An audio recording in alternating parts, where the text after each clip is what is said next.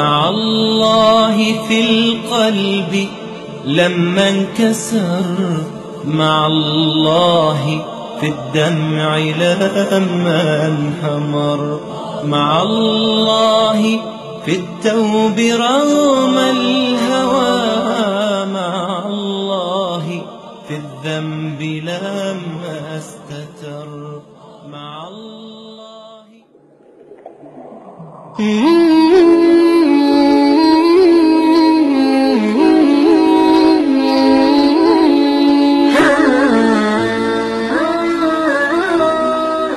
اینجا محبت خاطره هاست، اینجا مسجد پیامبر اکرم صلی الله علیه و سلم است.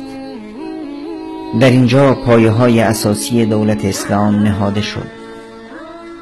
اینجا هم مسجد بود، هم دادگستری، هم پارلمان، هم مدرسه، هم مرکز فرماندهی، هم مرکز استقبال پیکها و سفیران و وفود ملتها.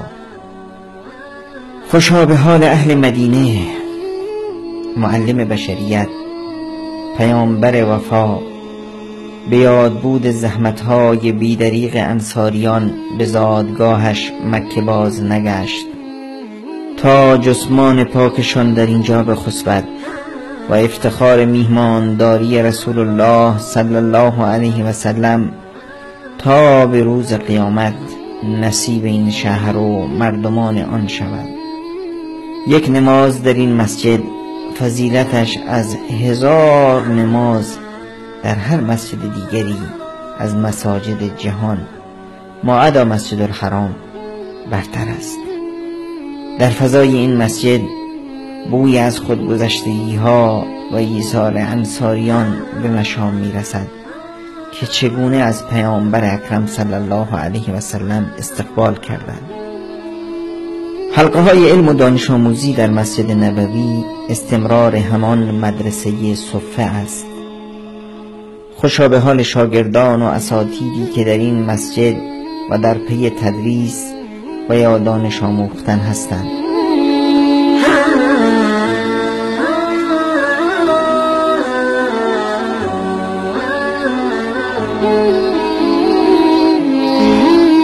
سفر رسول اکرم صلی الله علیه و سلم از قبا تا اینجا بسیار سفر زیبایی بود. روز جمعه صبح از قبا حرکت کرده بودند.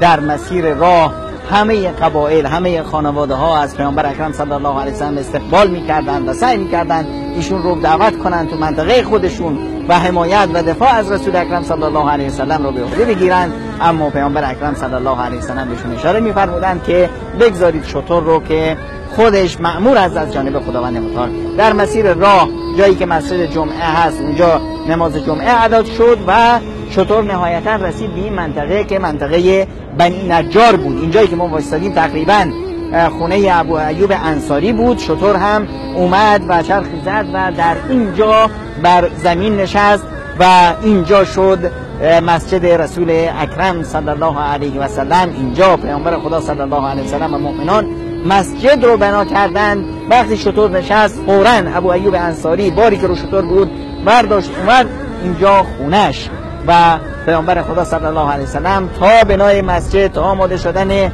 حجراهای ایشون مهمون ابو ایوب انصاری بودند از خویشان مادری پیامبر اکرم صلی الله علیه و سلم. بنی نجار خویشان مادری پیامبر خدا صلی الله علیه و سلم.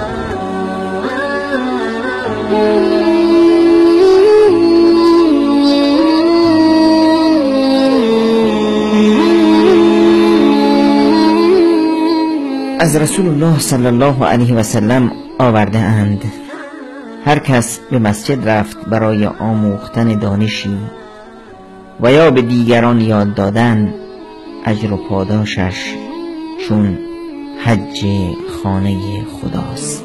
مع الله عند رجوع الغريب ولقي الأحبة بعد السفر.